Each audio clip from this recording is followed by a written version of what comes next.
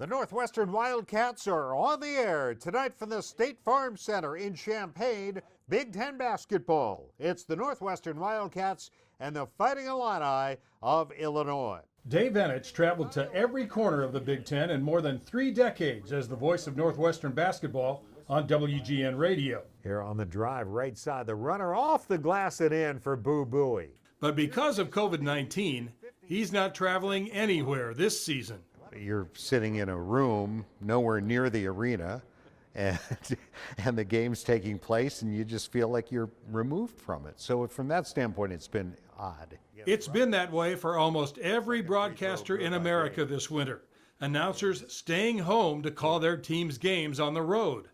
Dave Ennett and Joey Meyer work in an office at NU's administration building. Chuck Swirsky and Bill Wennington call Bulls games out of a basement room at the United Center. And the puck is taken back by the Hawks at their blue line. And at WGN Radio Studios, Blackhawks voices John Weideman and Troy Murray Scramble in the crease, they score! Carl Soderberg with a backhanded flip. do their jobs in cold, quiet comfort.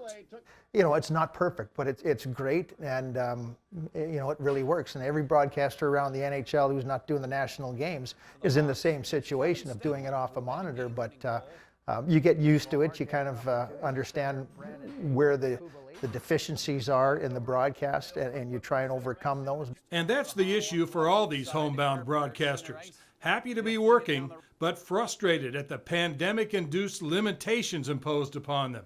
It's an impressive setup. Our engineer has been absolutely phenomenal getting things going, but you can't see the game. Like, you have no idea what's going on.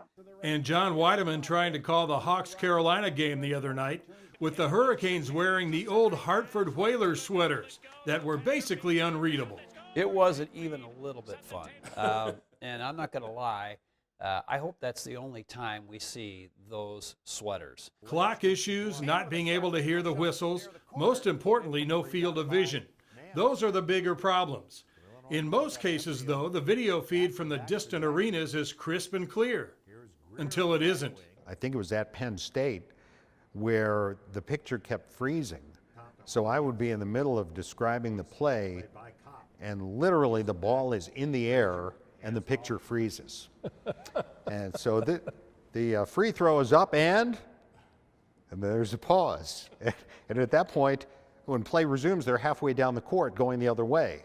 So I just guessed. But these guys are pros, and they've been able to smooth over almost all the broadcast potholes they've been faced with.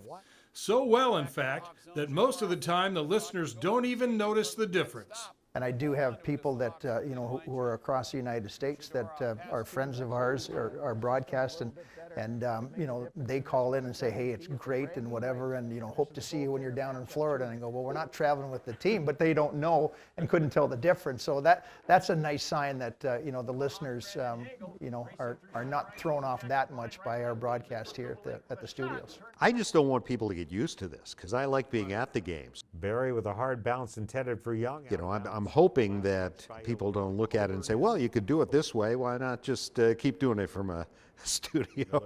But I don't think so, because I think everybody around the sport recognizes the importance of being in the arena and being part of it and communicating the atmosphere. Drives right to the basket, scoops it up and in with the left hand. Miller Kopp gets the Cats within 14.